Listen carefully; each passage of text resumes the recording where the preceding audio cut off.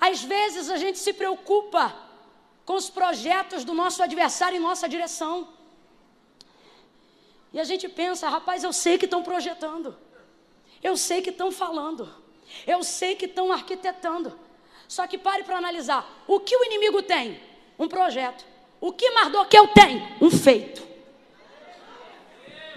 Um projeto nunca será maior do que o feito. O que o inimigo tem é um projeto. O que Mardoqueu tem é um? O projeto não libera decreto, mas o feito estabelece o decreto. Amã vem entrando com um projeto, só que ele vai dar de frente com um decreto.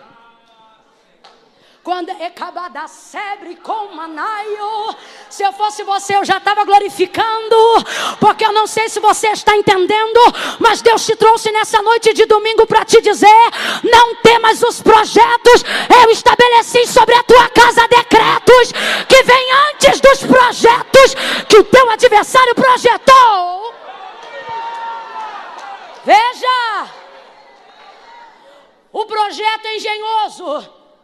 O projeto já está praticamente executado, mas ele será interpelado por um decreto. Amã e nem ninguém que execute um projeto está habilitado para realizar um decreto, a não ser o rei. Da boca de quem sai um decreto? Da boca da única pessoa que pode determinar o fim de alguma coisa. Decreto é pontuar.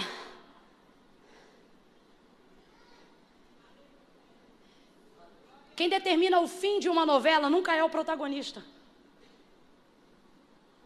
Menos ainda o coadjuvante. Por mais que sejam participantes de tudo que está acontecendo. Só pode determinar o fim quem tem o controle do começo. A quem pertencem os decretos? A pessoas que têm autoridade para determinar como vai ser o... E que homem na terra pode determinar o fim? Só tem um. João até se espanta, porque ele está muito diferente de quando o viu caminhar sobre a terra. Ele cai no capítulo 1 do verso 8 de Apocalipse. Caindo como morto, ele pensa: quem é esse? Mas ele diz: João, sou eu. Ele não diz nome. Por quê? Porque João conhece, só não está lembrando, porque está muito diferente. É como se o coração de João perguntasse na revelação do Apocalipse: eu quem? Ele diz: aquele que tem a chave de Davi. Não sei se você entende, mas a chave de Davi é a porta do começo, da linhagem real, de onde tudo veio. Mas ele não diz apenas no capítulo 1 do Apocalipse. João vai mencionar o seu encontro com ele em outras ocasiões. E ele vai dizer: quem sou eu? Eu sou o Alfa, o começo. E é quem? E o fim. O ômega, você está entendendo? Tem pessoas que entraram hoje aqui atemorizadas com os projetos, mas Deus te trouxe aqui para lançar fora todo medo, porque Ele está dizendo: os projetos do teu adversário não são maiores do que os decretos que eu estabeleci para a tua vida quando vi os teus feitos. Se é para aplaudir, aplaude com vontade, na certeza de que há decretos de Deus estabelecidos para a tua vida desde o dia que Ele te criou. Quando Amã entra, ele vem com projetos, com questões circunstanciais. Quando ele encontra o rei não tem questões circunstanciais. O rei tem feitos substanciais. Então veja, os projetos dele perdem o efeito diante dos decretos do rei. Olha ele dizendo: Jeremias, antes que te formasse no ventre, eu te conheci.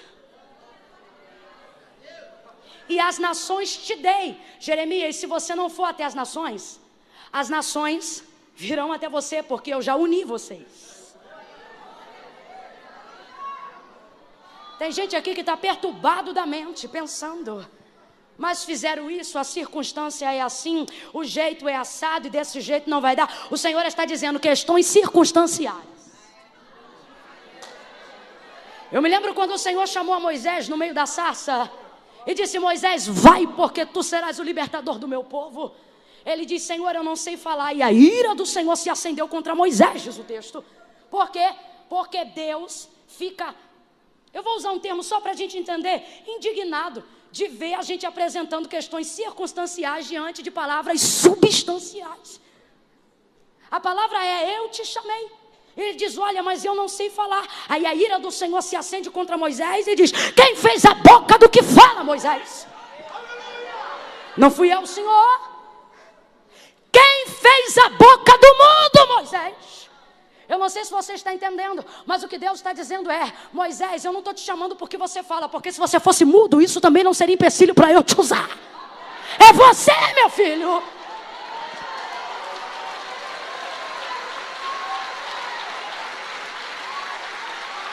Eu já decretei, eu já estabeleci, ainda antes que houvesse dia, ele já existia, e não há quem possa fazer escapar das minhas mãos, mas eu estou devendo, e não há quem possa fazer escapar das minhas mãos, mas estão me perseguindo, e não há quem possa fazer escapar das minhas mãos, mas o meu marido não é crente, e não há quem possa fazer escapar das minhas mãos.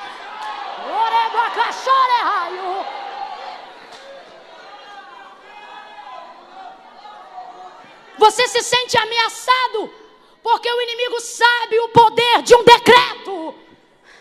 É por isso que ele lança contra você projetos com cara de decretos.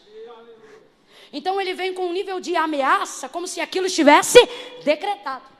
Eu vou matar, eu vou destruir, eu vou acabar, eu vou eliminar. É assim que ele age, ele já age assim há muito tempo.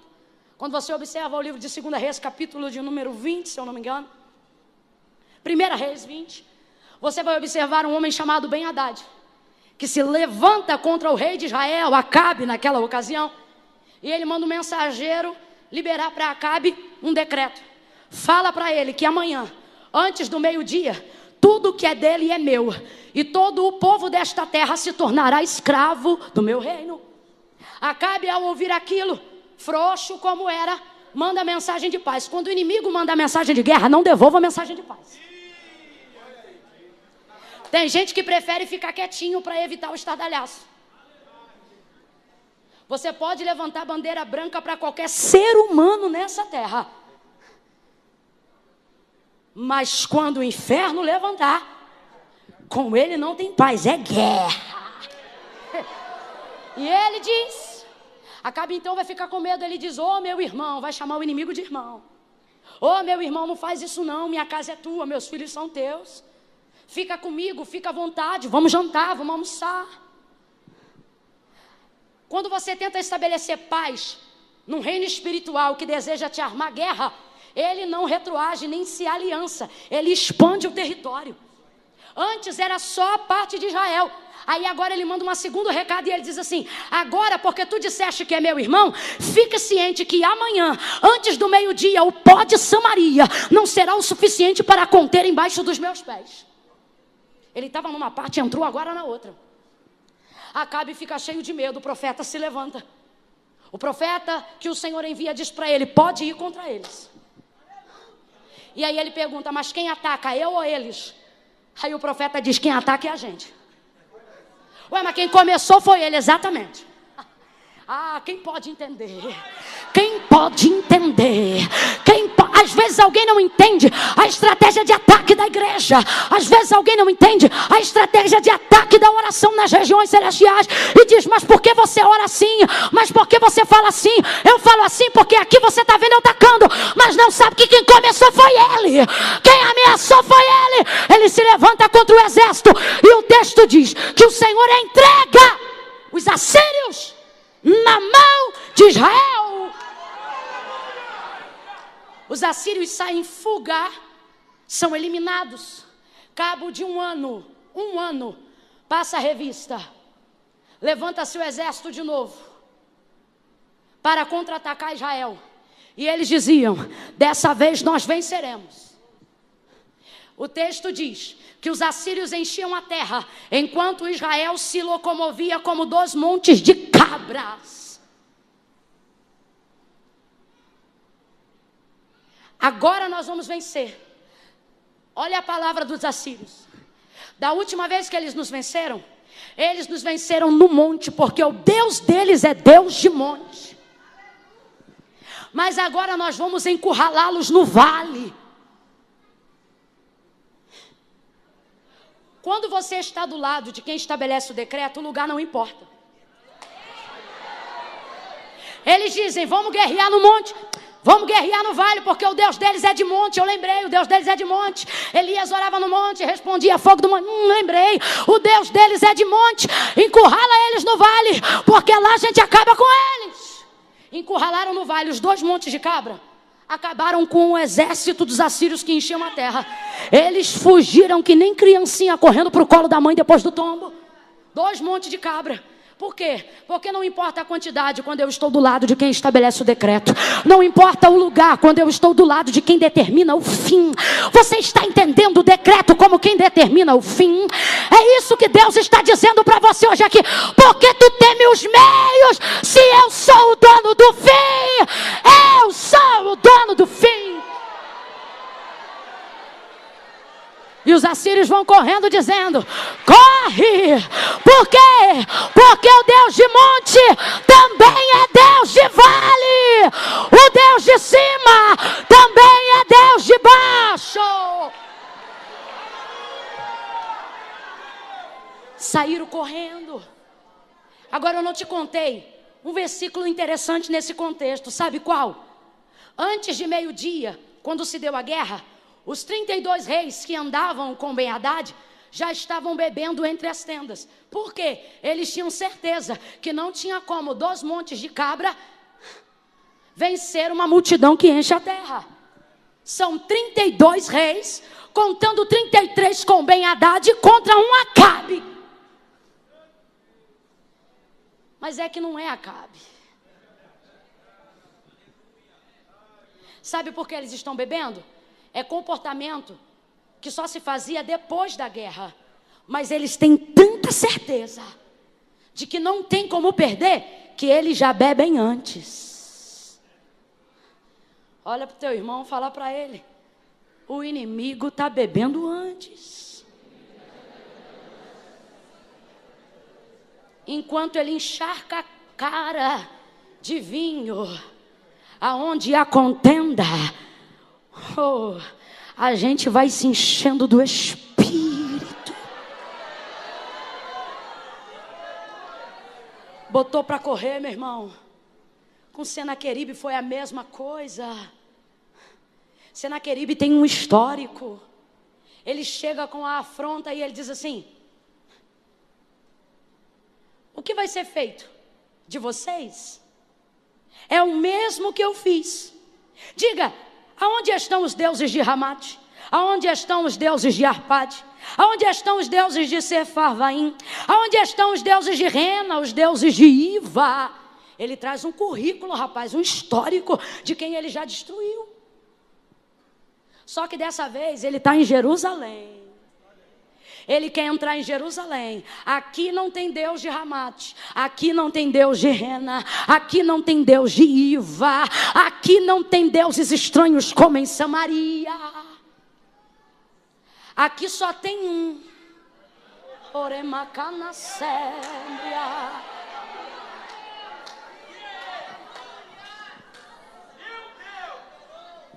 O que é que o Senhor fez? Como um anzol, lhe pôs um freio e lhe puxou de ré pelo caminho que veio. Deus nos trouxe hoje aqui para lembrar que o Deus que você serve é o Deus do início, do meio e do fim. Juízes capítulo 6, Gideão conhecido como Jerubbaal. Jerubbaal, destruidor de altares de Baal. Quando o Senhor lhe apareceu no terreno de seu pai, ele acabou com o altar de Baal.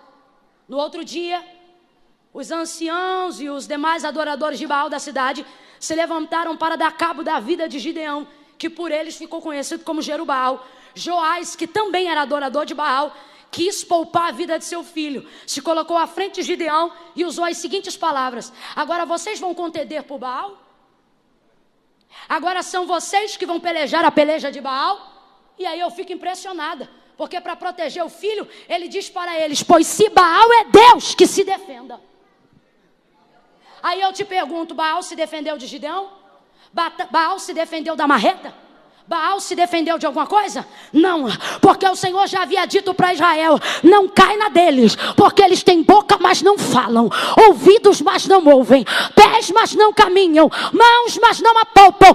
Antes precisam ser carregados por aqueles que foram criados. E o nosso Deus nos trouxe aqui para lembrar da sua grandeza.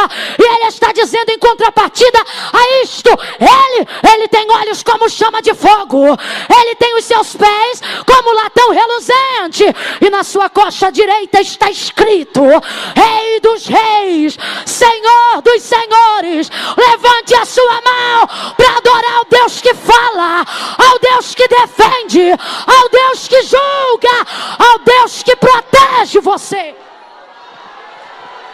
e que nessa noite está desfazendo projetos pelo poder dos seus decretos. Oh, aleluia! Oh, aleluia! Aleluia! Aleluia! Oh, aleluia! Adore esse Deus!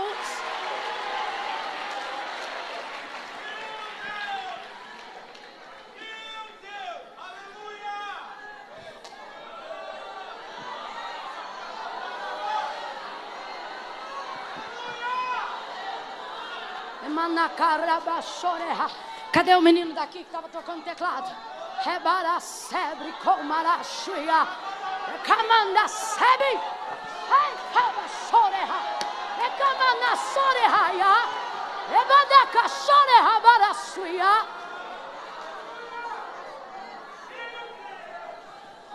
Os decretos, isso aqui é aspas, tá? Aqui, ó. Os decretos que o teu adversário arquiteta contra você não passam de projetos.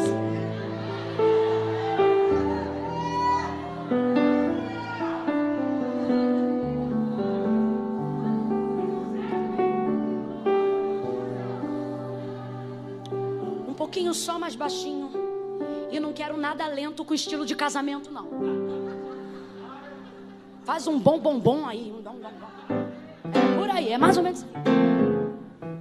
Tem que ser baixinho, que ainda não tá acabando. Calma aí.